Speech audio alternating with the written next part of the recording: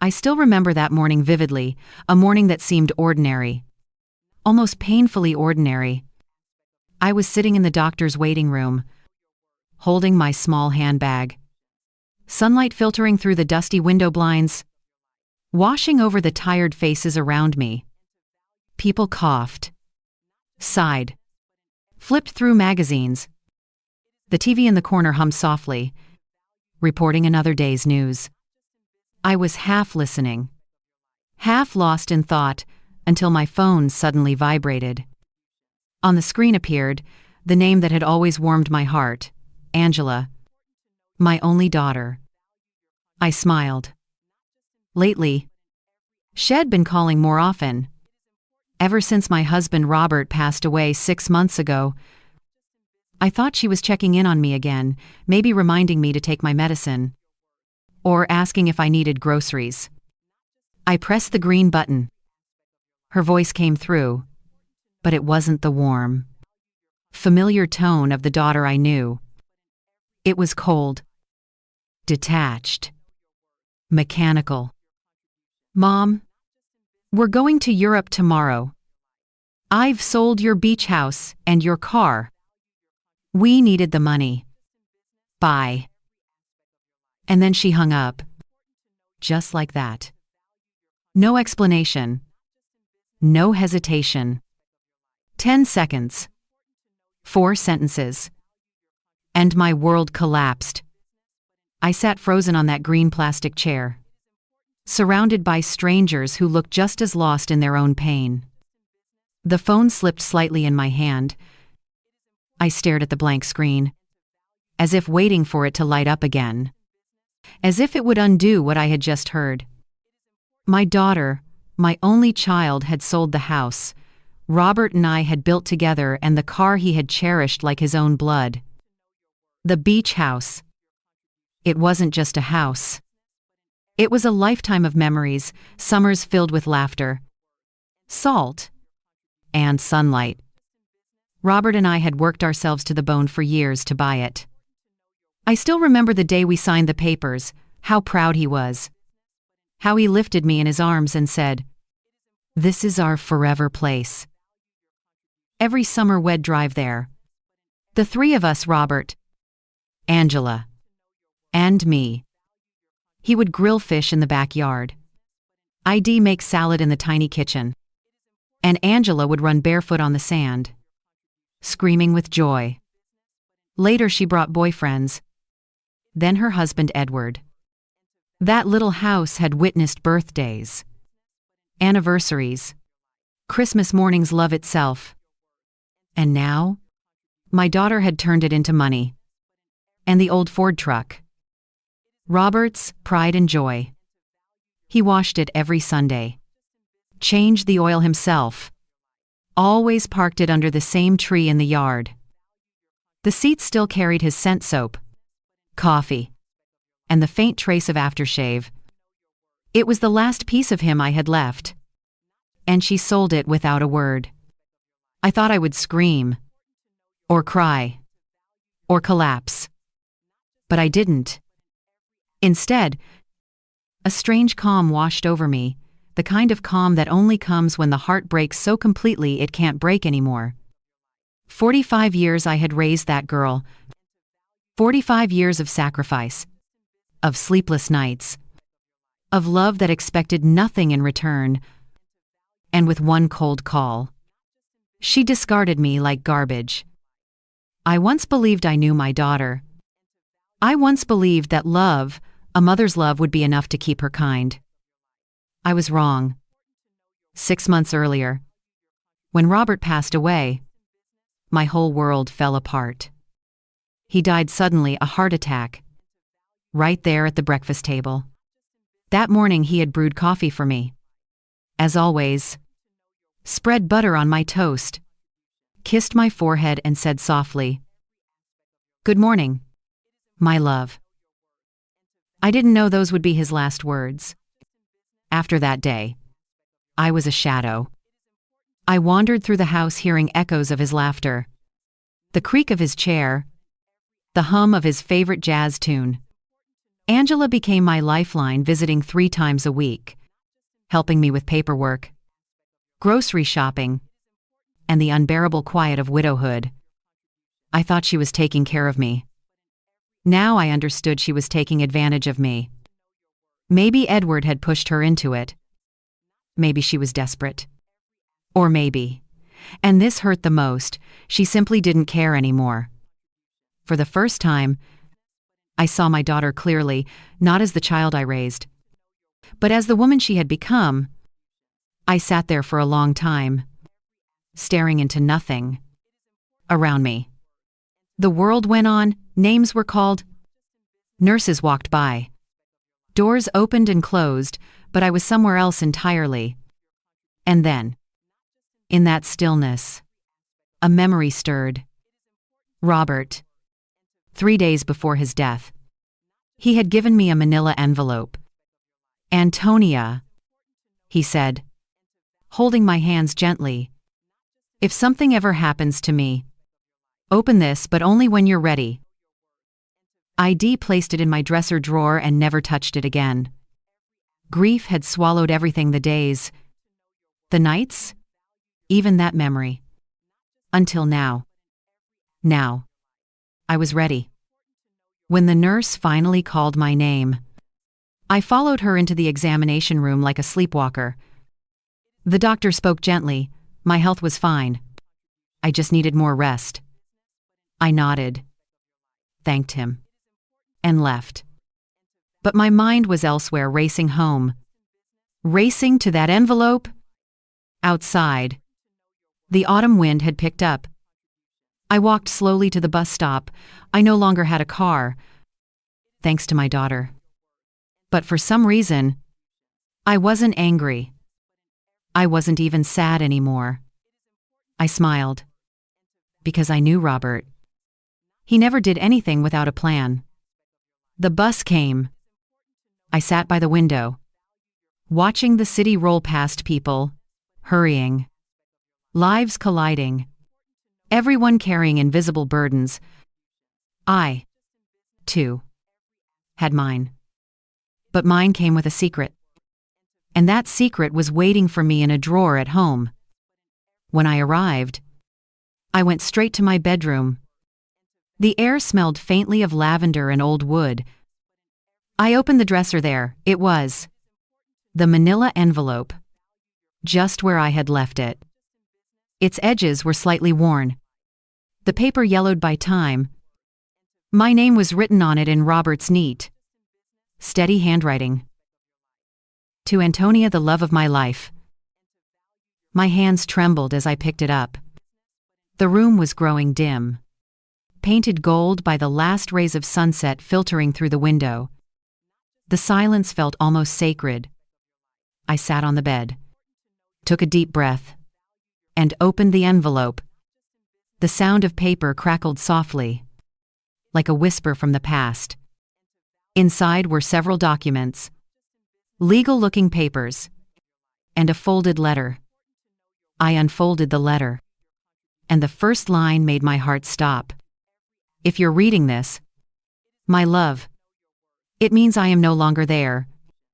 But don't be afraid. Antonia, I've prepared everything to protect you, to guide you, and to remind you that you are never alone." I could barely breathe. Outside, the sky was darkening, and in that silence, I felt Robert's presence as real as the day he left. His voice echoed in my mind, gentle and certain. "It's time, my love." And I knew Angela's phone call wasn't the end. It was the beginning. The beginning of a reckoning and of a mother's quiet revenge. The moment I unfolded Robert's letter, time seemed to slow down. His handwriting was steady and elegant, the kind I had watched him form over decades of grocery lists, birthday cards, and love notes left on my pillow. Seeing those familiar strokes again made my eyes sting. "My dearest Antonia," it began, "if you are reading this, it means I am no longer beside you. But please, Don't cry. You've given me the happiest life a man could ever ask for. I only regret one thing, that I must now protect you from afar." I took a shaky breath. My hands trembled. But I kept reading. Over the years, I made quiet investments. I didn't tell you, because I didn't want money to become a shadow between us, or between you and Angela. You know how our daughter is. She would have loved us differently if she knew we were rich. And I wanted her to love us for who we are, not for what we had. I froze. The words felt unreal. Robert. Investments. Rich. My Robert, the humble bus driver, who came home every day with oil-stained hands and tired eyes, a rich man. I pulled out the rest of the documents. My heart pounded faster with each one. Property deeds, bank certificates, and contracts all bearing his name. There were 7 houses listed, including 1 apartment building in the city. I scanned the names of the properties. One of them was the very building where Angela and Edward lived. I gasped. He owned it all this time. And then I saw the name of a company on the top of one paper, Robert Investments, Inc. According to the paperwork, I was the sole heir and legal owner of that company. I sat there, stunned. My husband, who I thought left me with almost nothing, had quietly built an empire not for himself, but for me. As the weight of the discovery settled in, I pressed the letter to my chest. Tears finally came, but they weren't the tears of grief that had followed me for months. These were tears of awe, gratitude, and a bittersweet ache. Robert had always said he wanted to take care of me, even beyond this life. Now I understood. I read on. I know our daughter, Antonia. She is smart, but her heart has been clouded by pride. Don't let her greed destroy her. If she ever betrays you, don't seek revenge. Teach her. Let her face the consequences of her own actions, but do it with love and wisdom. I read that line over and over again, letting it sink in. Teach her. Not destroy her. Even from the grave. Robert was guiding me. I carefully placed the papers back into the envelope, wiped my tears, and whispered, "You planned this, didn't you? My love." The phone rang suddenly, startling me. My hands still shook when I picked it up. It was Angela. Her voice, though slightly softer than before, carried that same hollow tone. "Mom, I just wanted to let you know we transferred your share of the house sale to your account." "My share?" I asked quietly. "Yes. We gave you 30%. That's fair, right? We need the rest for an investment in Europe. Edward's got an amazing business opportunity. You'll be fine for a few months with that money." 30% of my own house. I almost laughed. "That's generous of you, dear," I replied calmly. "When are you leaving?" "This afternoon." "Well, be gone for 6 months. Maybe more. Don't worry." "Mom?" "Well, help you find a smaller place when we get back." When she hung up, I stared at the silent phone, then let out a laugh sharp and breathless. Not from joy, but from disbelief. After everything I'd done for her, she had the audacity to talk about helping me find a smaller place. My daughter had taken my home, my car, my memories, and wrapped her cruelty in politeness. I walked slowly to the window. Outside, the light was fading.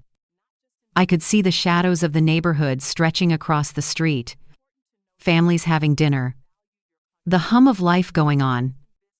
But in my house, Something inside me had awakened. For months I had lived like a ghost, surviving on memories and grief. But now, I felt something new. Purpose. Robert's letter had not just given me comfort, it had given me a mission. Angela thought she had stripped me of everything. She had no idea. She had just set me free. That night, I couldn't sleep. I lay in bed, staring at the ceiling. Robert's words echoing in my mind. Don't seek revenge. Teach her. How could I teach a grown woman who had turned her back on her own mother? How do you teach someone what love and respect mean when they've already sold them for cash? I didn't have all the answers, but I knew where to begin. The next morning, I opened the curtains to let in the light. The sun was warm, bright, almost comforting. I got dressed with care. Wearing the deep wine-colored dress Robert always said made me look elegant. Then I looked at myself in the mirror. For the first time in months, I didn't see a broken widow. I saw a woman standing at the edge of her own rebirth. I picked up the phone and called Mr. Second. Peterson, the lawyer who had helped with Robert's funeral arrangements. Mrs. Brooks, his familiar voice said warmly. How are you holding up? Better than before. Mr. Peterson, I replied. But I found something that changes everything. I think I need your help. Of course. What can I do? I have documents, property deeds, company records. I need to know what they mean and what I can legally do next. There was a brief silence on the other end. And then a tone of surprise. Bring them in tomorrow morning. This sounds important. When I hung up, I looked again at Robert's photograph on the dresser. He was smiling. Just as he always did, calm. Wise. A step ahead of everyone else. You always did know how to prepare for everything, I murmured. Even this. That night, I sat at the kitchen table. The envelope open beside me. Papers neatly arranged in piles. I poured myself a cup of tea and studied every line, every number, trying to piece together the puzzle Robert had left. With each passing minute, I felt my old fear fade away. For the first time in half a year, I didn't feel helpless. Angela thought she had taken my life apart, but in truth, she had just cleared the way for me to build something stronger. Before going to bed, I folded Robert's letter carefully and whispered, "I'll do what you asked. My love. I'll teach her in my own way."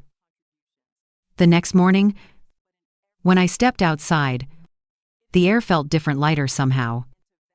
The neighbors smiled sympathetically as I walked past. The poor widow who had lost everything. If only they knew. They saw a fragile old woman. But inside, a fire had begun to burn again. A fire that no betrayal could ever extinguish. The next morning, I woke up earlier than usual.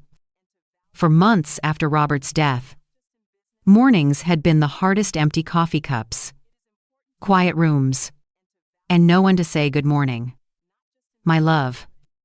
But that day felt different. The air carried something new, determination. I put on my wine-colored dress again, fixed my hair neatly, and added a touch of lipstick. I wanted to look like the woman Robert had always seen in me, strong, dignified, unshaken. I glanced at his photo before leaving. "Wish me luck," I whispered. "I am going to meet Mr. Prominent. Peterson." Mr. Peterson's office was in an old brick building, downtown, elegant, yet simple, much like Robert himself. When I entered, Mr. Peterson greeted me kindly.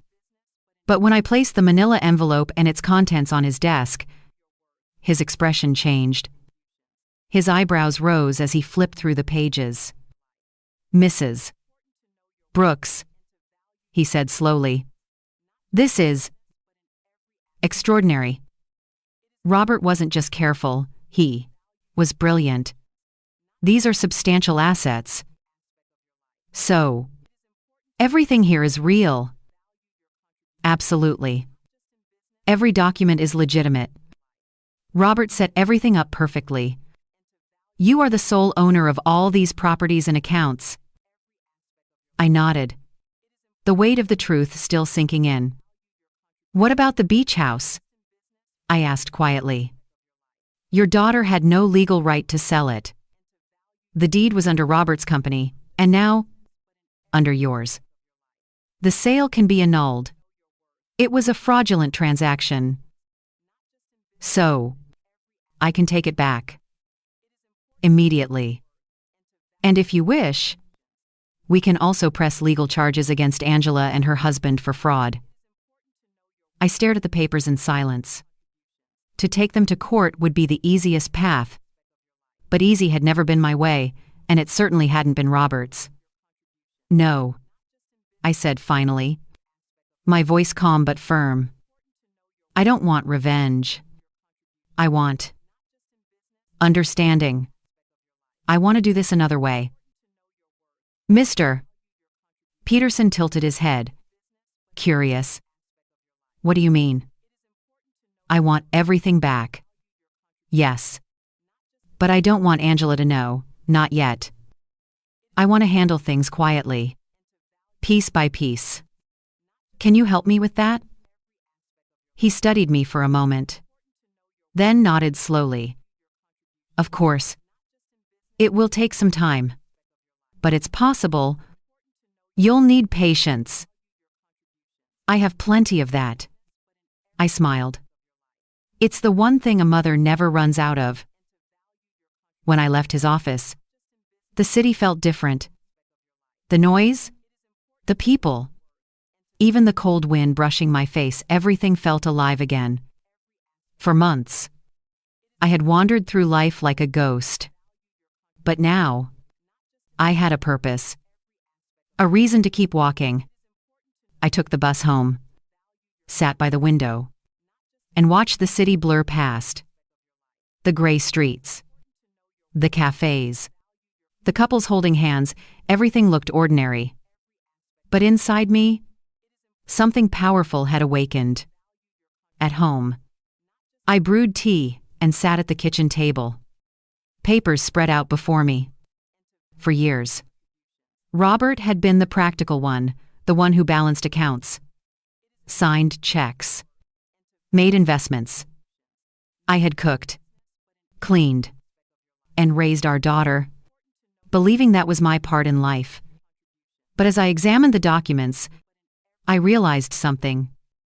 It wasn't too late to learn. Every number, every clause, every property name, I read them all carefully, like a student preparing for an exam. Each line pulled me deeper into the life Robert had secretly built for us. The more I learned, the more I admired him. He hadn't just invested in money, he had invested in security, foresight, and love. That night, I wrote in my journal for the first time in months. Robert always prepared for the future. Now, I must prepare for mine. The next few weeks passed quietly. To the world, I was still the lonely widow, the woman abandoned by her daughter, pitied by her neighbors. But behind closed doors, I was building my comeback. Mr. Batter.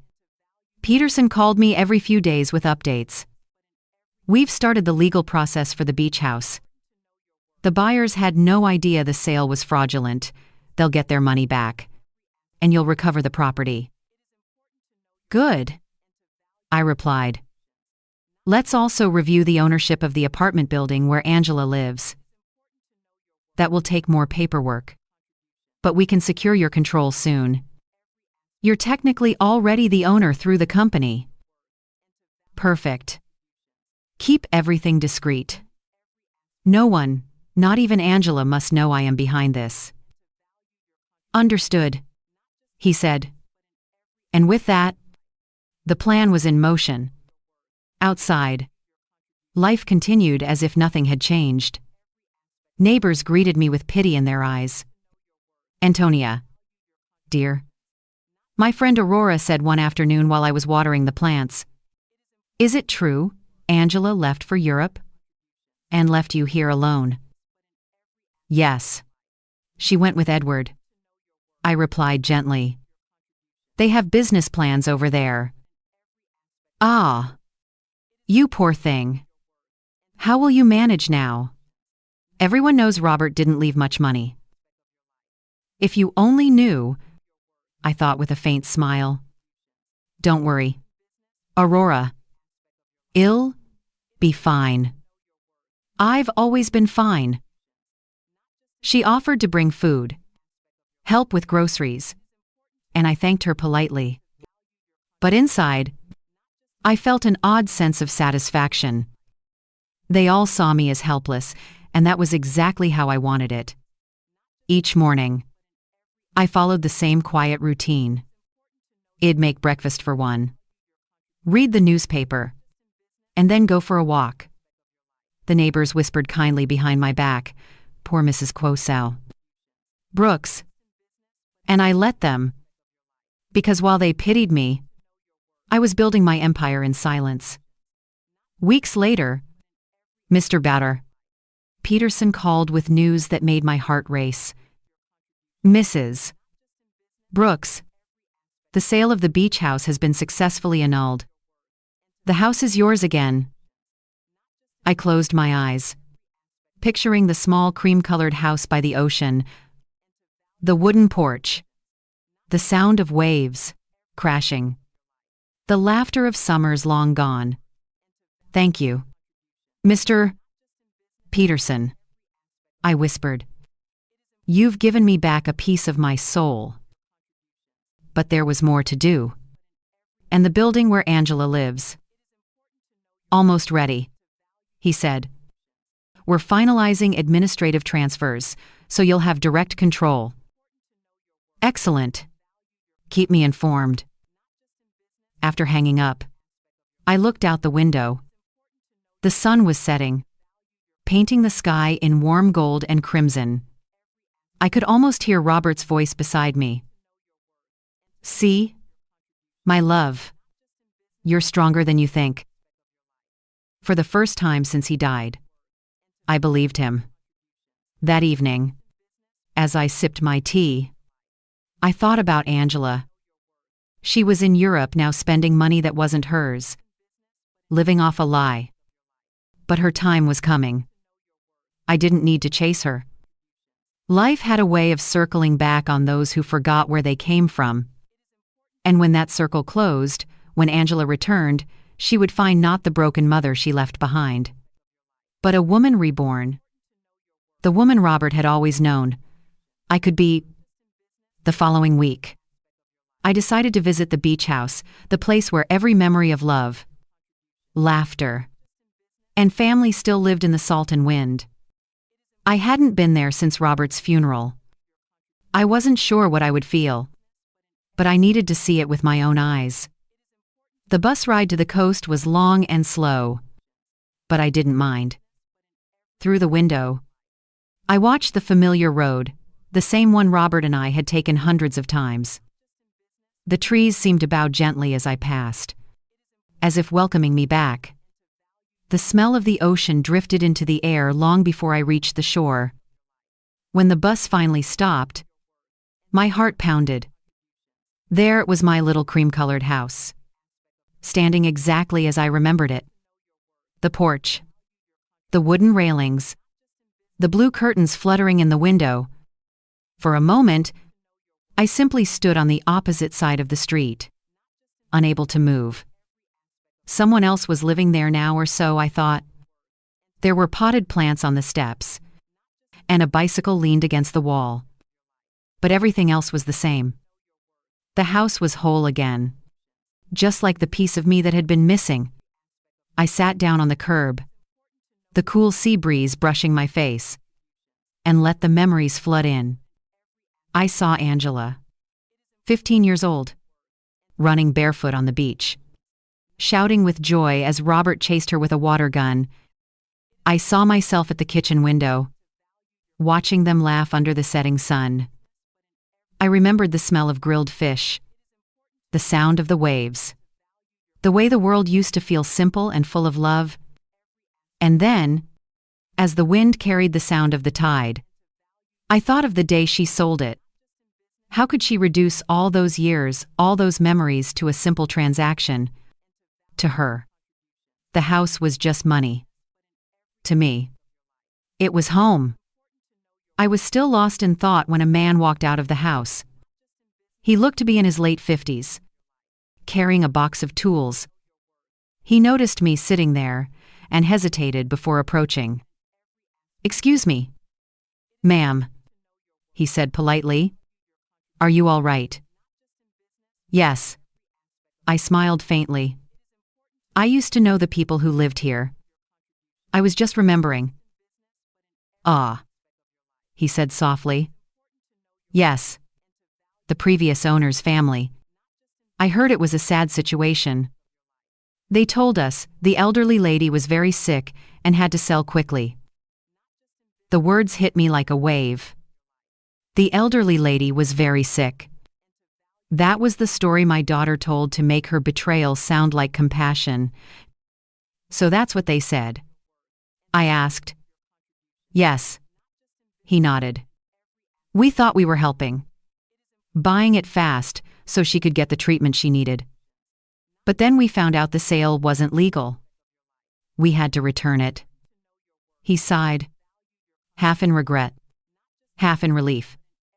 "Luckily, the lawyers handled it, and we got our money back. Still, it's a shame. It's such a beautiful place."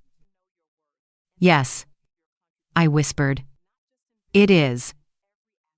He gave me a kind look before walking away, leaving me alone again with the sea. I sat there for another hour, watching the waves crash gently on the sand, and thought about my daughter, about the ease with which she had lied, even using my health as an excuse. To her, I was not a mother, I was a problem to solve. And that hurt more than anything. When I finally stood up, I felt both heavy and light-heavy with disappointment, but light with clarity. I had once raised Angela to believe in honesty, respect, and love. Somewhere along the way, she had chosen greed. But now, I realized something important. I couldn't control who she became, but I could decide who I would be. When I returned home that evening, I called Mr. Peterson. "Mr. Peterson," I said calmly, "there's something else I want to do." "Of course." "What is it?" "I want Robert's truck back." "That might be more complicated," he replied. "The truck was in your name, but your daughter had power of attorney allowing her to sell it." "Power of attorney?" I frowned. "I never gave her that." "You signed it a few months after Robert's death," he said gently. "She must have told you it was for the funeral or inheritance paperwork." I closed my eyes. Yes. I remembered now the day she brought a stack of papers for me to sign, saying they were just for formalities. I had trusted her completely, blinded by grief. Can we undo it? "It will be difficult," Mr. Peterson admitted, "but not impossible. If we can prove deception, we might be able to reverse the sale." "Do it," I said firmly. I want it all back, every piece of him she tried to erase. That night, I couldn't sleep. I walked around the quiet house, touching the furniture, the photographs, the life I had built. Everything I once saw as ordinary now felt sacred. The framed picture of Robert and me at the beach, The old armchair he used to sit in, reading the newspaper. The dining table where we had celebrated Angela's birthdays. Every object was a fragment of love, and I swore to protect them. Over the next few weeks, I lived a strange double life. In the mornings, I was the poor widow. Everyone pitied the woman watering her plants, chatting with neighbors, smiling politely. But in the afternoons, I was something else, entirely a strategist. A quiet force, rebuilding her life piece by piece. Mr. Peterson worked efficiently. He updated me regularly, his tone increasingly impressed. Mrs. Brooks, he said one Friday morning, I've managed to retrieve the truck as well. The buyer was an acquaintance of mine. When he learned about the deception, he agreed to return it for a small compensation. I smiled for the first time in weeks, a real smile. Not the polite one I showed the neighbors. Thank you, Mr. Peterson. You've done more than you know. There's something else, he continued. Would you like to proceed with legal charges against your daughter? It would be justified. No, I said softly. Justice doesn't always come from courts. Sometimes, it comes from life itself. He hesitated, then nodded. Then, what do you wish to do next? Prepare a letter, I said. A letter? Yes. I smiled faintly. An eviction notice for my daughter.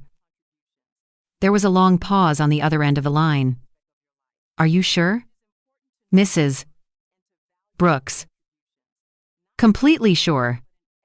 She decided I was no longer part of her life. Now she'll learn what that really means. When I hung up, I felt no anger. No bitterness, only a quiet, powerful calm. I looked at Robert's photo on the mantel. His eyes seemed to twinkle, as if approving.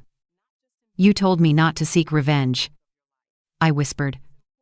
Don't worry. My love. I am not. I am just giving her the lesson she's been avoiding all her life. Outside, the wind rustled the trees.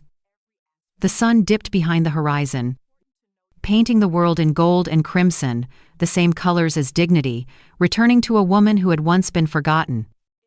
And I knew, deep in my heart, this was only the beginning.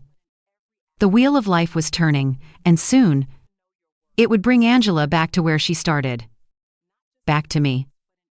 3 weeks passed. To the outside world. Everything about my life looked exactly the same small house, the same widow watering her plants, the same quiet routine. But underneath the calm, a storm was brewing. Mr. Fane.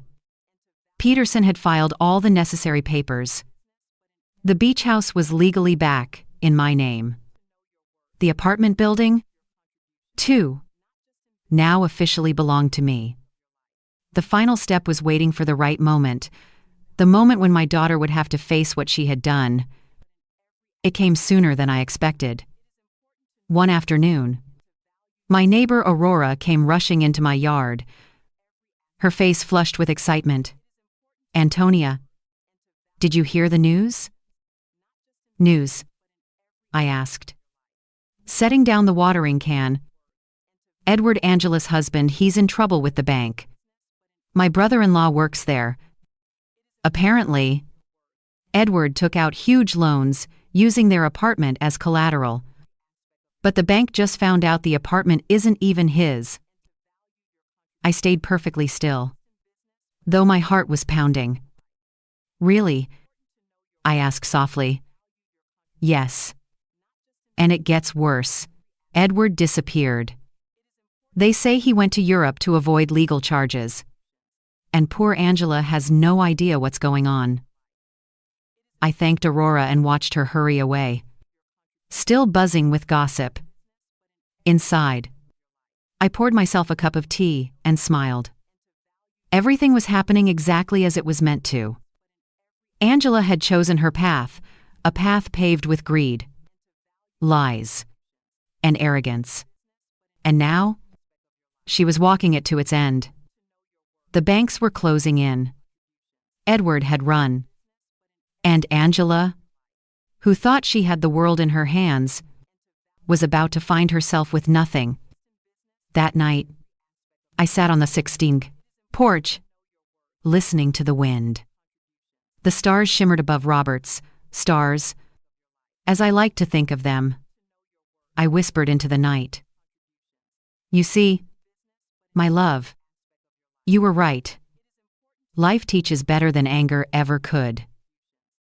A few days later, Mr. Peterson called.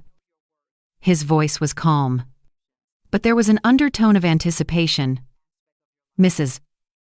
Brooks, the eviction notice is ready. Should we send it? Yes, I said. Deliver it to her apartment, but make sure she receives it in person. Understood. By that time, Angela was already on her way back to the country. Aurora told me the news the next morning, her eyes wide. Antonia, your daughter came back last night. Alone. No husband. Just one suitcase. She looked terrible, pale, exhausted, like she'd been crying for days. Alone.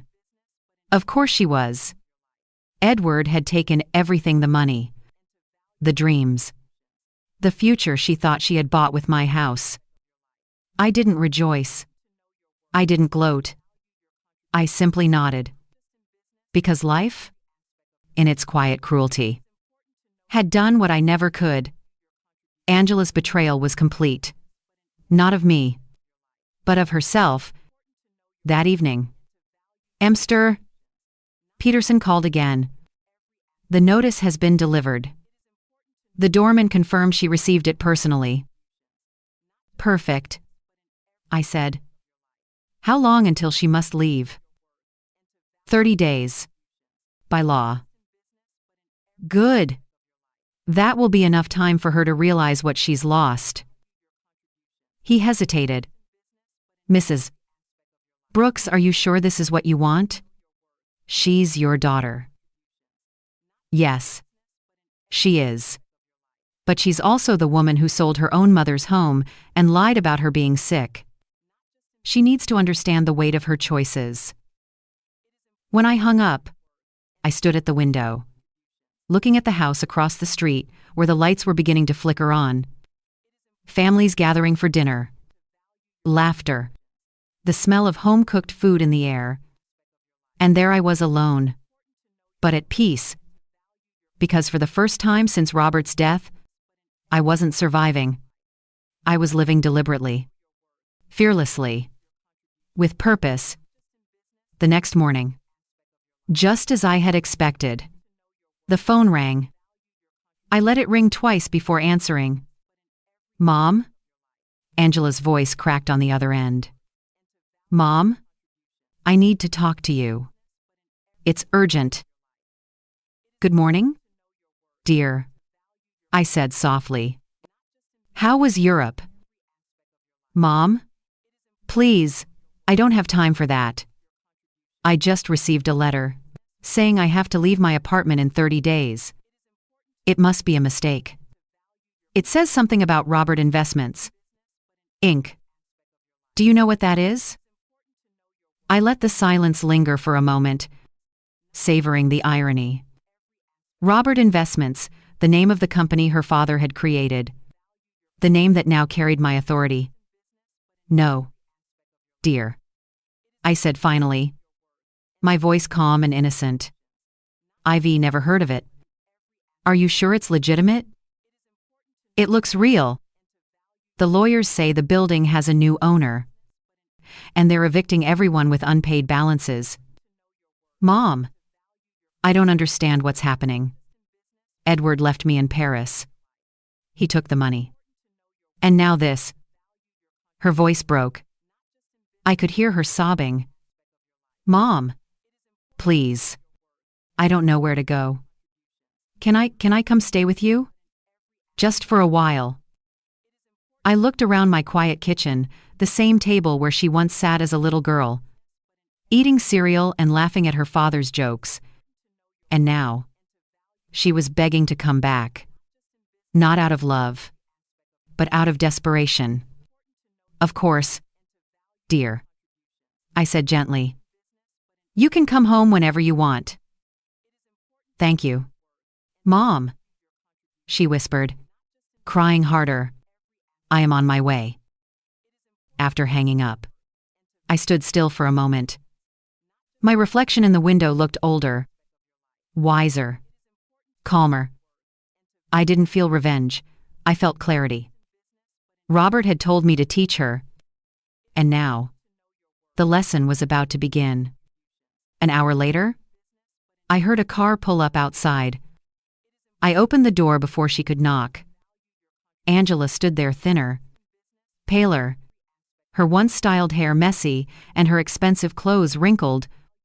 Her eyes were swollen from crying, her lips trembling. Mom, she whispered. For a second, she hesitated, as if expecting me to slam the door. Then she broke down. I am so sorry, she said, her voice shaking. For everything. I know I don't deserve your forgiveness, but I have nowhere else to go. I took a deep breath and looked at her, not as the child I raised, but as a woman who had finally met the consequences of her choices. Come in. Angela, I said softly. Would you like some coffee? She nodded, tears streaming down her face. As I brewed the coffee, I glanced at her reflection in the kitchen window, fragile, lost, broken. This was not the triumphant daughter who had once looked down on me. This was a woman who had fallen from her own pride, a woman stripped bare of all illusions. When I handed her the cup, her hands trembled. Mom, I don't know what to do.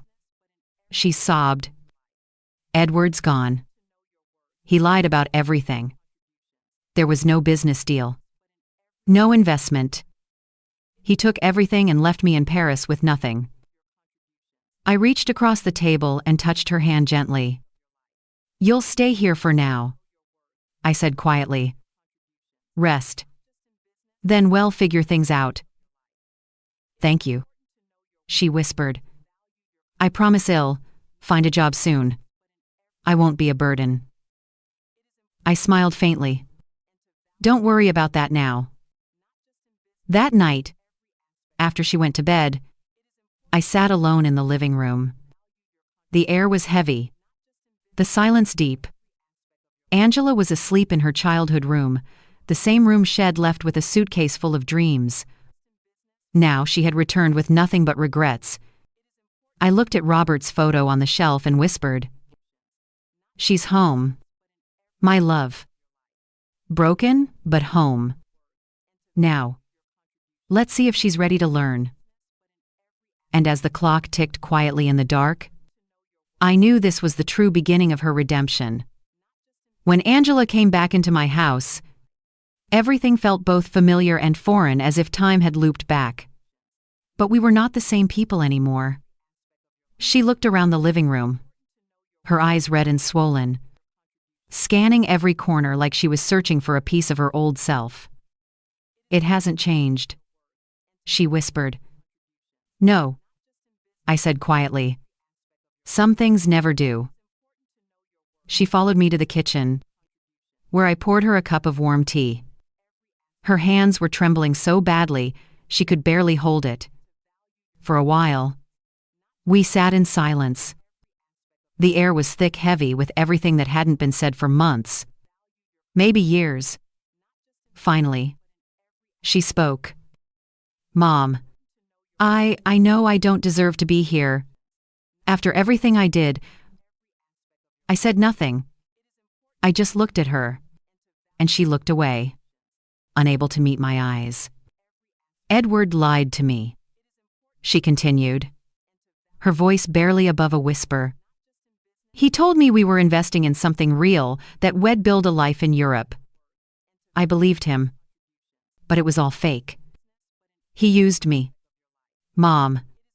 He used me to get money. Her shoulders shook as she spoke. He sold my jewelry. He emptied our joint account. When the bank started calling, he disappeared. I found out he'd taken out loans in my name, forged my signature. Now they're after me for debts I didn't even know existed.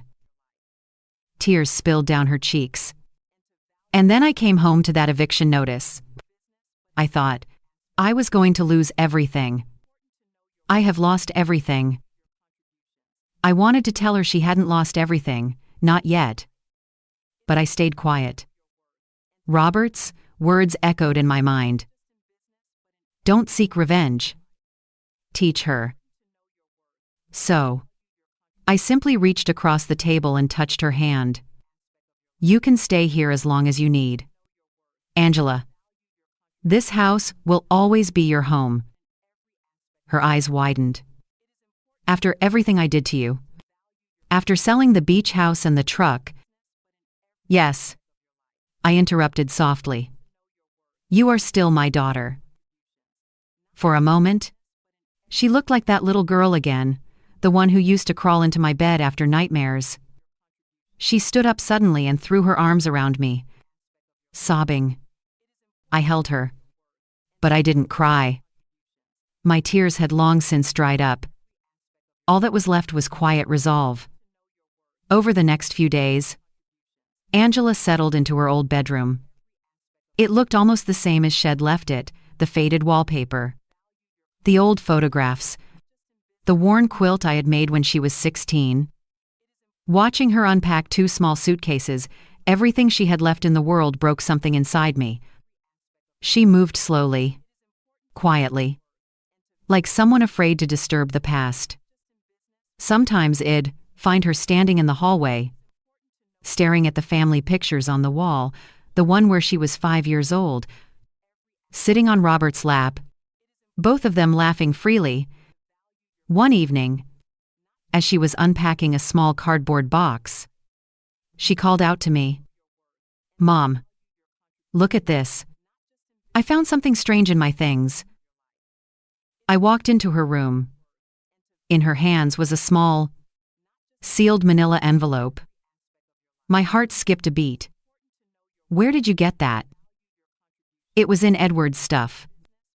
I think he must have packed it by mistake before he left. It has your name on it. She handed it to me. My name, written in Robert's handwriting, stared back at me. For a moment, I couldn't breathe. It's from Dad. Isn't it? Angela asked softly.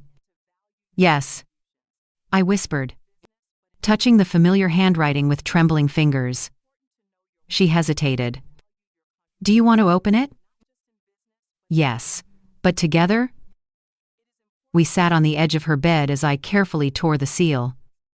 Inside was a short letter and a small silver key. The letter began with Robert's unmistakable tenderness.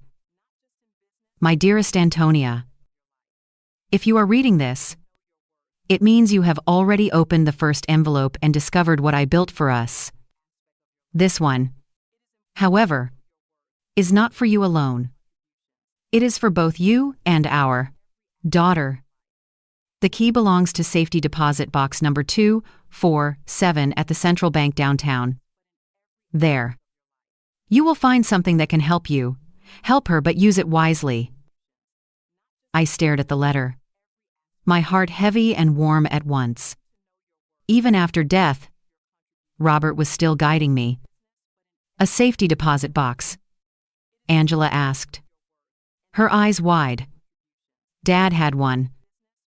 Apparently, I said, forcing my voice to remain calm. He never told me about it. Maybe there's something valuable inside. Documents or maybe jewelry. It could help us. Mom. Her tone carried a spark of hope, desperate. Fragile hope. She was clinging to it, the way drowning people cling to driftwood. And I let her. "All right," I said after a long pause. "Well, go tomorrow." That night, Angela cooked dinner for the two of us, something she hadn't done in years. The food was simple, but the gesture was enough to soften the tension between us. "I don't know what we'll find in that box," she said as we ate. "But I hope it's something that can fix at least a part of what I broke." "Maybe it will," I replied. When she went to bed, I sat alone in the kitchen, staring at the second envelope. My hands rested on the letter, tracing the words, "Help her, but use it wisely." Robert had known this would happen. He had seen what I couldn't. He hadn't just left behind, wealth had left a lesson, wrapped in love and foresight. And now, it was time to open the next chapter of that lesson. The next morning, we went to the bank together. Angela was nervous, fidgeting with her hands, while I remained quiet. The bank clerk recognized the letter and checked the records. Within minutes, a security officer escorted us to the basement, where rows of metal boxes lined the walls.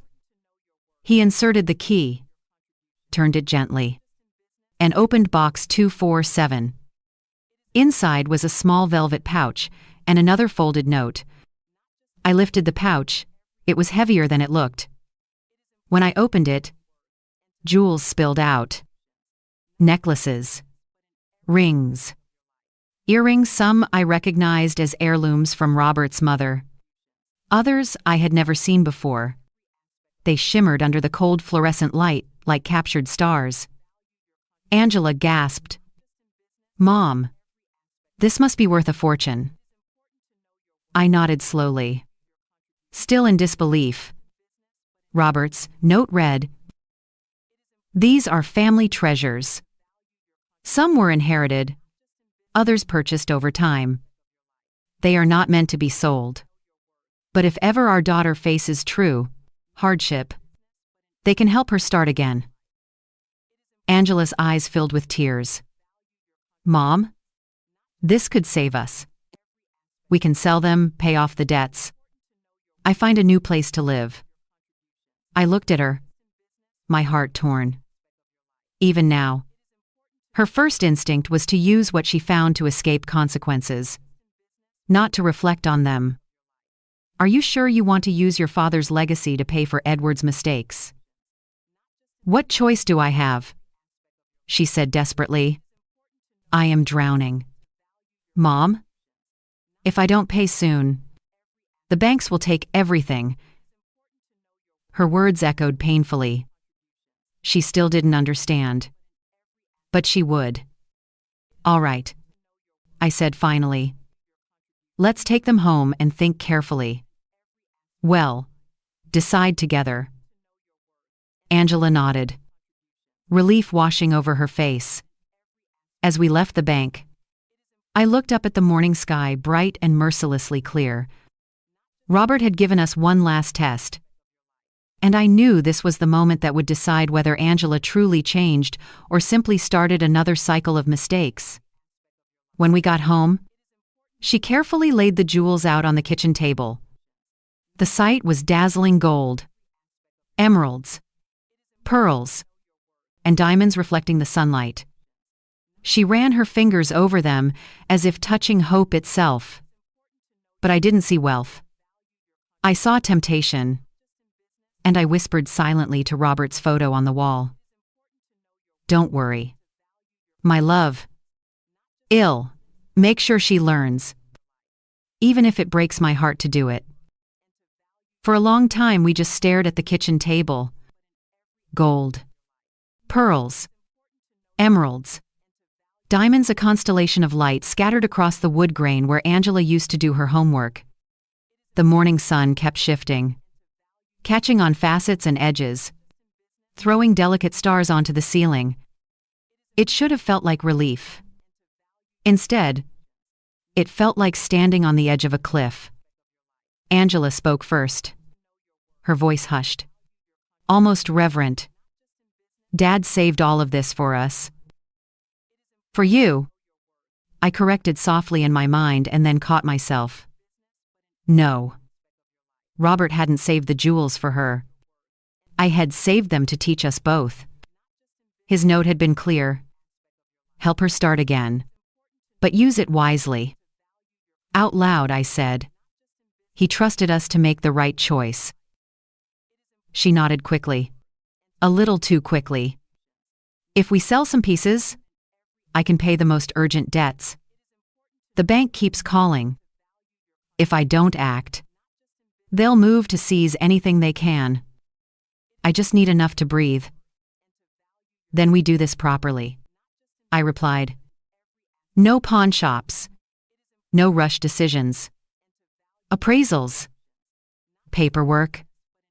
And you'll make a list of every single debt who, how much, interest, and whether there's collateral. We won't waste Robert's legacy by scattering it to the wind. Her shoulders fell with relief. Thank you, Mom. I gathered the letters and the pouch, then covered the jewels with a clean towel. Somehow, it felt disrespectful to leave them bare, like leaving a window open in winter. 2 days later, we sat in a quiet, velvet-carpeted appraisal room beneath cool white lamps. A senior jeweler, careful, methodical, lifted each piece with gloved hands and a jeweler's loupe. He spoke little, but every now and then let out a thoughtful hum. Angela squeezed her fingers together in her lap, the way she used to before school recitals. I pretended to read a magazine so I wouldn't make her more nervous. At last he looked up. You have a meaningful collection. Some heirloom pieces very fine. If sold properly, not rushed, I estimate around $200,000. Angela exhaled shakily. I didn't move.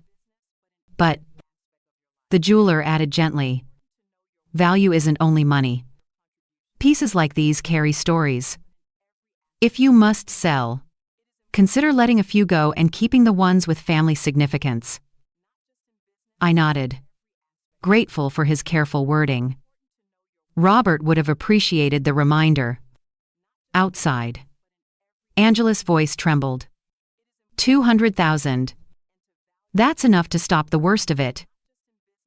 Perhaps, I said. But let's confirm our priorities. That evening we spread papers across the kitchen table. Again, not jewels this time, but debt statements, call logs, interest schedules, and a scribbled map of deadlines. Angela had prepared it all, without me asking twice.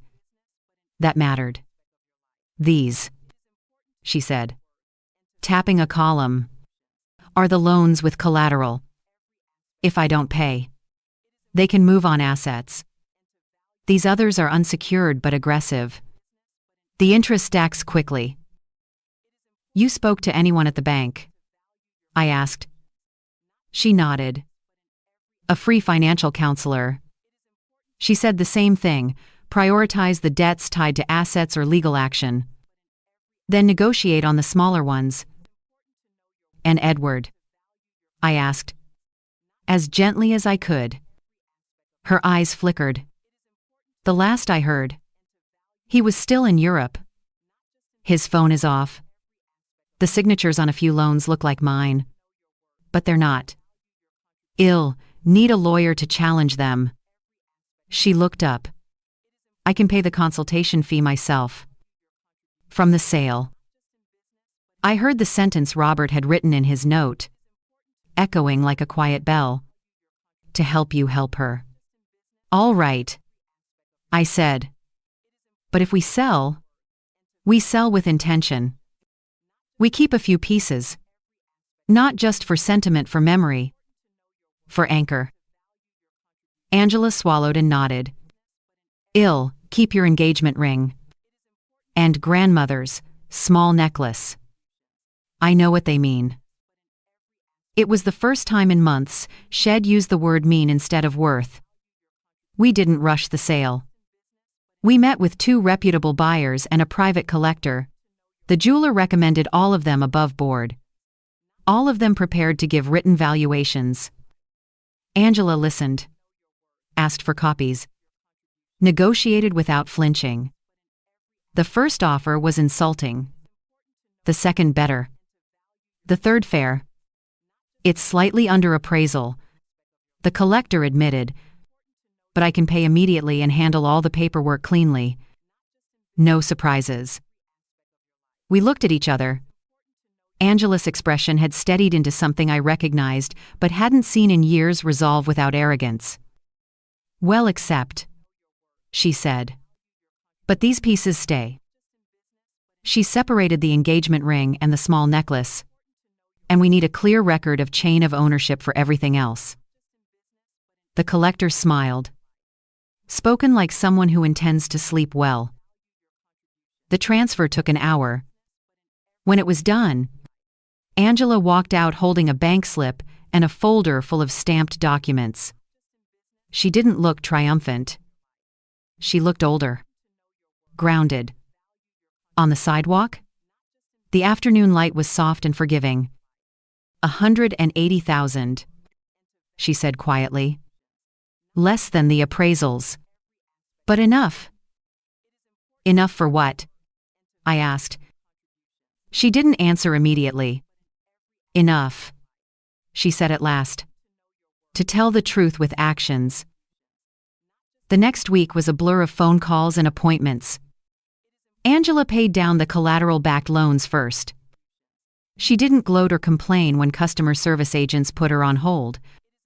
She brought a neat folder to each meeting. She asked for written confirmations and payment schedules. She made a checklist and stuck to it. When she finished, she didn't collapse into relief. She sat very still, looking at the balance left. There's enough for a retainer, she said. To hire a lawyer to challenge the forged signatures. But I want to wait until I've found steady work. I can't keep taking the easy way.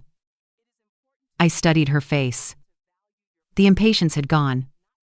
In its place, humility that didn't beg, it chose. Let's still speak to an attorney, I suggested. An initial consultation to understand the path. She nodded. All right. But I'll earn the rest. A few days later we sat with a free bank advisor, a woman with kind eyes and a pragmatic tone. She reviewed Angela's documents, leaned back, and said, You did the hard part. Facing it. Prioritizing collateral was smart. Now. 2 next steps. Find income and protect your identity. Freeze your credit temporarily. And set up alerts. As for work, take what you can. Then look for something that aligns with your long-term goals. Angela nodded, taking notes. I can work nights if I have to, she said. I need my days free for interviews. The advisor smiled. There are 2 kinds of people who end up rebuilding from scratch, those who never had a chance. And those who finally take the one they'd been throwing away. You're in the second group. That's good news. It means choice is on your side. On the way out, Angela asked, Do you think Dad would be disappointed we sold the jewels? I let the question hang between us until we reached the doors. No, I said. Not if the sale becomes the soil where you plant something better. She exhaled. A fragile, grateful sound. At home that evening, I found Angela alone at the kitchen table. The ring and the necklace laid out beside a printed job application. She was practicing interview answers out loud not to impress. But to be honest, I made mistakes. I ignored warning signs. But I've learned responsibility not as a word, as a habit. I stood in the doorway, unseen, and felt a shift. Not a miracle. A movement, The axis of a life turning a degree in the right direction. She looked up and smiled. A small, earnest smile I hadn't seen since she was young. I am going to apply for a night cleaning job. It's not glamorous, but it's work I can be proud of. Keep looking during the day. Pride has many uniforms, I said. Clean ones are the best. We both laughed. Softly. That night, after Angela went to bed, I returned the ring and the necklace to a small velvet pouch and placed them in my dresser. I touched the drawer with my palm and spoke to the house, to the air, to Robert. We sold some stars to buy a sunrise. Hold us steady. From the hallway, I could hear Angela moving, setting an alarm, laying out clothes, double-checking bus schedules. Not a princess preparing for a rescue. A woman preparing to show up. I turned off the kitchen light and left the room in gentle darkness, where the outline of two empty teacups sat side by side, not as a symbol of lack, but of companionship returned. Tomorrow would be harder than today. That's how real change works. But somewhere between the jewels we let go and the two heirlooms we kept, a different inheritance had surfaced, one made of choices, work, and dignity. And for the first time since the phone call that shattered everything, I believed Angela would choose it. The next week, I woke before dawn to the faint sound of movement in the house. For a moment, I thought I was dreaming the soft shuffle of footsteps, the whisper of fabric, the click of a door latch.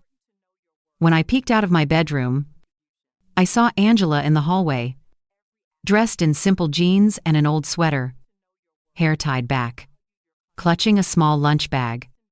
"You're up early," I said quietly. She turned, startled, and smiled weakly. "I start tonight." "Mom?" "The cleaning job. At the office downtown." "Yes." They gave me the night shift from 10 to 4. It's not much, but it's a start. I wanted to tell her she didn't have to do it, that I could cover her until she found something else.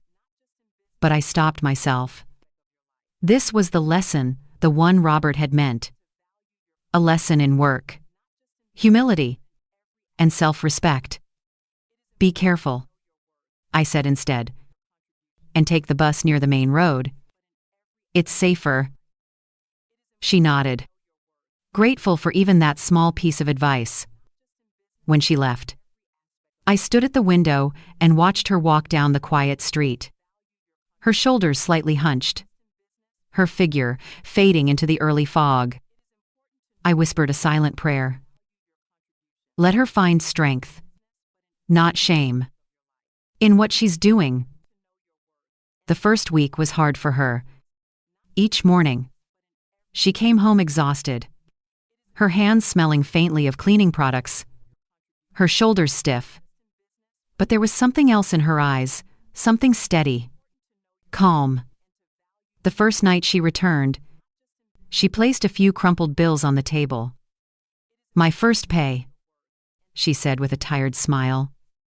"It's not much, but it's honest." "Keep it," I told her. "You earned it." She insisted on contributing to groceries. I didn't argue. Instead, I quietly put the same amount back into her purse later that night. She didn't notice. Or maybe she did, and let me pretend she didn't. Angela began to tell me stories about the people she worked with. There was Mrs. Spratty Johnson, a 60-year-old woman who had been cleaning offices for 20 years. She had 3 grown children and a laugh that filled the entire building.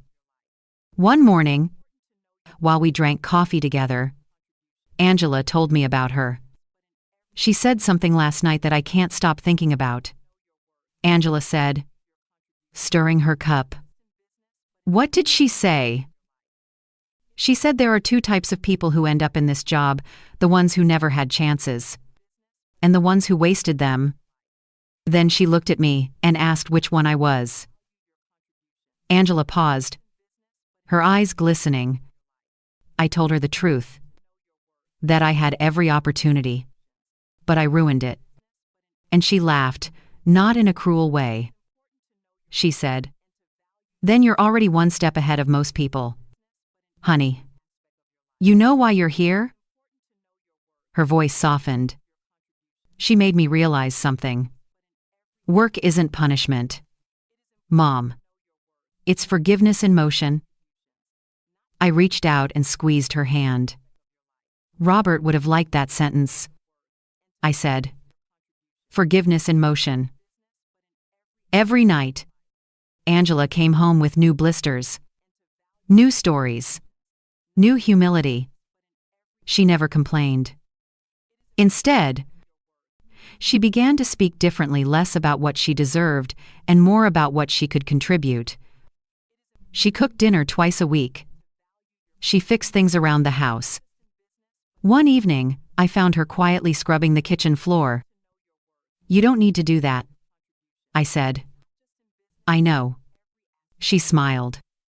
"But it feels good to see something shine because of my effort." Those small words carried an entire universe of change. Around that time, Mr. Peterson called again. "Mrs. Brooks," he said. "I've been following up on Edward's debts. The situation is worse than I thought. He owes over $200,000, some of it under Angela's forged signature. We might be able to clear her name with the right evidence. Do what needs to be done," I said, quietly. "You're still not telling her?" he asked. "Not yet. She's rebuilding herself. I won't take that away from her by solving everything too soon." He paused for a moment. "You really are teaching her, Mrs. Brooks?" I smiled. "No, Mr. Peterson. Life is." A few nights later, I waited for Angela's bus to return. When she stepped inside, she looked unusually tired. "Long day?" I asked.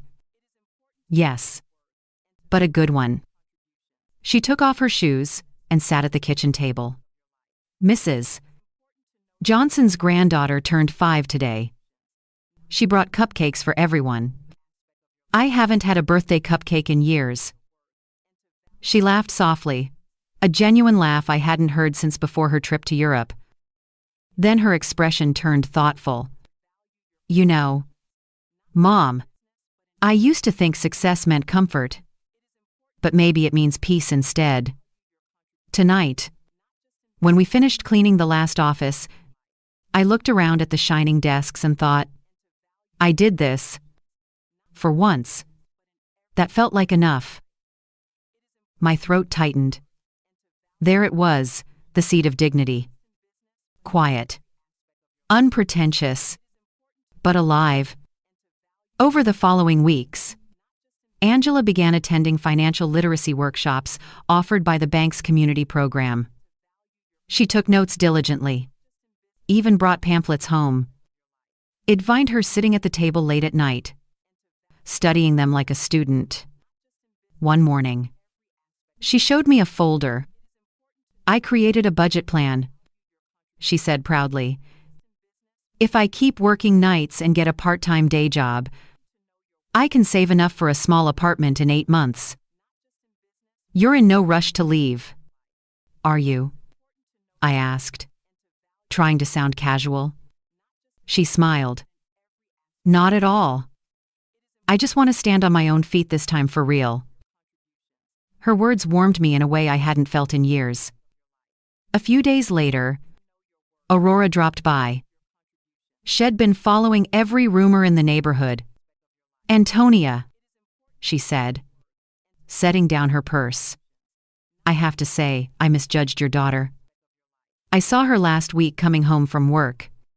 carrying cleaning supplies. I couldn't believe it. But she looked peaceful. Different. She is. I said simply. Whatever you did, it's working. I didn't do anything. I smiled. I just stopped doing everything for her.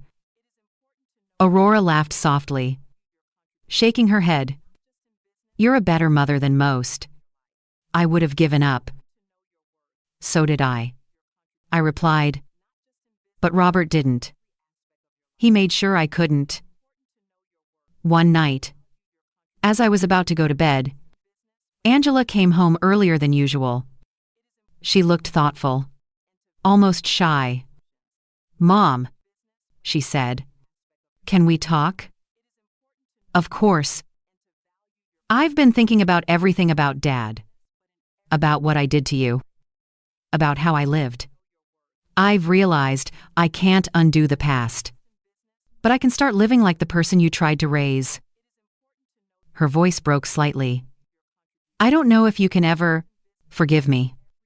But I want you to know I forgive myself a little more every day. Because I am finally doing something honest.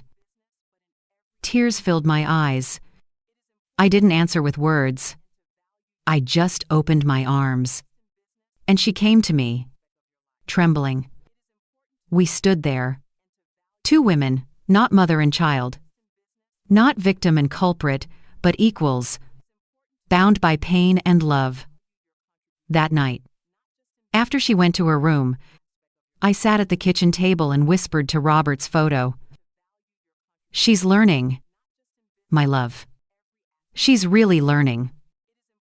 The next morning, when Angela left for work, she stopped by the door, turned and smiled at me.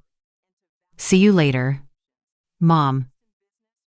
Her voice was soft, full of quiet confidence. When she closed the door behind her, I realized something beautiful. The sound of it no longer scared me. It no longer sounded like loss. It sounded like freedom. By the time autumn came, Angela had changed more than I ever thought possible. She still worked nights, cleaning the tall glass offices downtown, and spent her afternoons at free community workshops or job interviews. Her eyes no longer carried shame, only quiet determination. Sometimes she came home humming softly. Sometimes with tired feet and blistered hands. But she was living honestly, and that made all the difference. One afternoon, while she was organizing her budget sheets, I received a call from Mr. Nauman Her. Peterson. Mrs. Brooks, he said, his voice filled with cautious excitement. We found concrete proof. Edward forged Angela's signature on multiple loan documents. With this evidence, we can clear her name completely. I froze. So, she won't have to pay for any of his debts. That's correct. Once we submit the evidence, the legal claims will be dismissed. Your daughter will be free of every liability. I felt a deep wave of relief wash over me, and something else. Something heavier. It was time. Mr. Peterson, I said softly. Set up a meeting for tomorrow morning. Tell her it's about legal matters. I'll bring her myself. He hesitated for a moment. Mrs. Brooks, are you finally going to tell her? Yes, I whispered. It's time for her to know the truth. That night, I cooked dinner early. Angela came home around 9, still wearing her uniform. Her face lit up when she saw the table. You cooked roast chicken. You haven't done that in ages. It's a special night, I said. What's the muddy and ass occasion? You'll find out tomorrow. She looked at me suspiciously, then laughed. You're not marrying someone, are you? I smiled. No, Dear. Just tying loose ends. We ate together. Talking like friends. Not mother and daughter? For the first time in years, it felt effortless. No resentment. No distance. Just warmth and understanding. When she went to bed, I sat in the dark living room, hands clasped together. My heart ached, not from fear, but from love. Tomorrow, I would show her everything. The wealth, the truth, the secret Robert had left behind, and most of all, the reason I had stayed silent. The next morning, we arrived at Mr. Relly and F. Peterson's office right on time. Angela wore her best clothes, still modest, but neat. She looked nervous, clutching her worn purse as though it held her last bit of security. Mr. Peterson greeted us kindly. Good morning. Mrs. Brooks. Miss Brooks. Please. Have a seat. Angela smiled politely. Thank you. Mr. Peterson.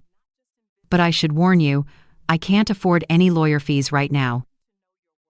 That's exactly what we're here to discuss, he replied with a small smile. He handed her a thick folder. Please. Read this. Angela flipped through the documents. At first, her expression was blank, then confused, then wide-eyed with disbelief. I don't understand. These papers say Edward forged my signature that I am not responsible for the debts that I am innocent. That's correct, said Mr. Mintry. Peterson gently. But how? Who paid for this investigation? Who? Mr. Peterson looked at me. It was my cue. I took a deep breath. I did. She turned to me slowly. You? Mom? How? You told me. Angela. I interrupted softly. There's something you need to see. Mr. Peterson handed her another folder heavier, thicker. Inside were deeds, contracts, investment statements, and a letter written in Robert's handwriting. She flipped through them silently. Her lips trembled. This says you own the building I lived in, and the beach house, and all of these properties. You're rich. I nodded quietly. Your father was. He built all of this in secret to protect us. He put everything under a company called Robert Investments, Inc. And when he passed, it all came to me. Angela's face drained of color. She looked at me as if seeing me for the first time. So all this time, when I thought you were poor when I sold your things, when I left you alone. I nodded slowly. You knew, she whispered. Yes. The day you called me from the doctor's office. That same day, I opened the first envelope. I knew everything. She shook her head. Stunned. Then why didn't you tell me? Why did you let me suffer? Why? Her voice broke. Tears spilled over her cheeks. I reached out and took her hand. It was trembling violently. Because, Angela, I said softly, you needed to learn something that no money could teach you. She stared at me, eyes wet, lips parted. What lesson? I looked her straight in the eye. You needed to learn the value of love, respect, and responsibility. You needed to understand that what you threw away wasn't a house or a car, it was trust. You didn't just sell my property, Angela. You sold the memory of your father. You traded love for money. And until you knew what loss truly felt like, you could never understand what family means. She cried harder, covering her face with her hands. I abandoned you. She sobbed. I treated you like garbage. Yes, I said quietly. And I forgave you anyway. Her head snapped up, eyes wide with disbelief. You forgave me. A long time ago, I said. But forgiveness isn't about forgetting, Angela. It's about letting go. So, love has room to grow again. For a long time, neither of us spoke. The only sound was the quiet hum of the air conditioner and Angela's soft sobs. Then, Mr. Mighty. Peterson cleared his throat gently. Miss Brooks, I also need to inform you that your mother has already paid all legal expenses to clear your name and recover every property sold under false pretenses. You are now completely free of Edward's debts. Angela blinked at him, then looked at me again, her voice breaking. Mom, you could have told me. You could have saved me months ago. I squeezed her hand gently. If I had rescued you too soon, you wouldn't have changed. You needed to hit the bottom to see who you were without money, without comfort, so you could rise again as the woman your father believed you could be. She pressed her lips together, crying silently now. Finally, she whispered, I thought you'd want revenge. No, I said, smiling sadly. Revenge is easy. Teaching someone to love again, that's harder. Angela leaned forward and hugged me tightly, sobbing against my shoulder. I don't deserve this. I don't deserve you. Then earn it, I whispered. Every day. Mr. Peterson quietly left the room, giving us privacy. When we finally pulled apart, Angela's face was red, streaked with tears, but there was a new light in her eyes. Not shame, not pride, something deeper. I'll make it up to you, she said softly. To you. To Dad. To everything I destroyed. You already have, I said, smiling. You worked? You humbled yourself. You became honest again. That's all he and I ever wanted. We sat there for a long time, holding hands. Two women who had lost everything and somehow found each other again. As we left Mr. Peterson's office, the morning light was bright, almost blinding. On the sidewalk, Angela stopped suddenly and turned to me. Mom, she said, even if you weren't rich, even if you were really that poor widow, I thought you were, I think I would have learned the same lesson. What lesson? That love is the only thing worth keeping. Her words hit me harder than any apology could. I smiled, tears slipping down my cheeks. Then maybe. My dear, you're finally rich in the way that matters. 6 months passed. The air in the house felt lighter now, like it had finally exhaled after holding its breath for too many years. There were no more secrets. No more silent meals. Just laughter. The smell of coffee in the morning. And the steady rhythm of two lives rebuilt from the ashes. Angela kept her night job for a while, even after her name was cleared. When I told her she could quit, she smiled gently. Not yet. Mom, I need to finish what I started. She said the work kept her grounded, reminded her of who she had become. And I understood. She wasn't punishing herself anymore. She was honoring her growth. During the day, she studied again, enrolling in community college courses for social work. I want to help women who went through what I did, she told me one afternoon, her eyes bright. Those who trusted the wrong people, lost everything, and think it's the end. I want to show them it's not. Robert would have been proud. So proud. Our evenings became rituals of quiet joy. We cooked together, laughed at old family stories, and sometimes just sat on the porch, listening to the ocean wind drift from afar. One night, Angela brought home her first report card straight as. She placed it on the table next to Robert's framed photo and whispered, "For you, Dad." The way her eyes shone, that mix of sadness and pride, told me she was finally at peace with his memory. One afternoon, as I was tending to the garden, Aurora came by, as she often did. She was carrying a basket of oranges and that familiar, curious sparkle in her eyes. "Antonia," she said, lowering her voice. "The neighborhood's talking again."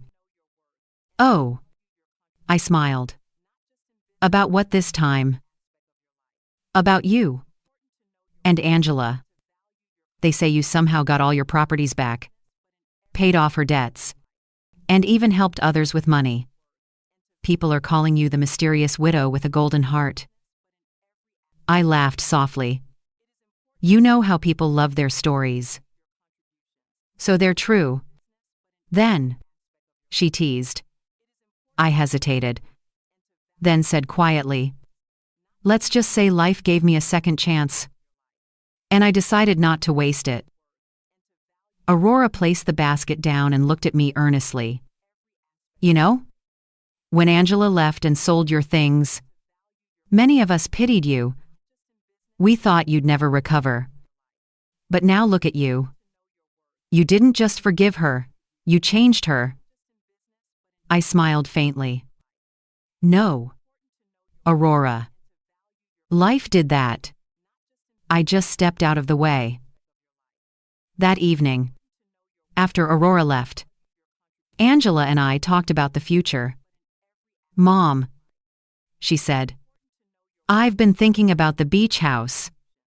I don't want it to just sit there, empty. It's too full of meaning to be wasted." "What do you have in mind?" "I want to turn it into a shelter, a temporary home for women who've been abandoned or hurt. A place where they can rest, start over, and feel safe." Her words caught me off guard. I felt Robert in that moment, his warmth, his endless generosity. "That's a beautiful idea," I said softly. "We can fund it through the foundation I am working with," she continued, "and manage the program once I graduate. Are you sure you want to turn our family sanctuary into that?" "Yes, Mom.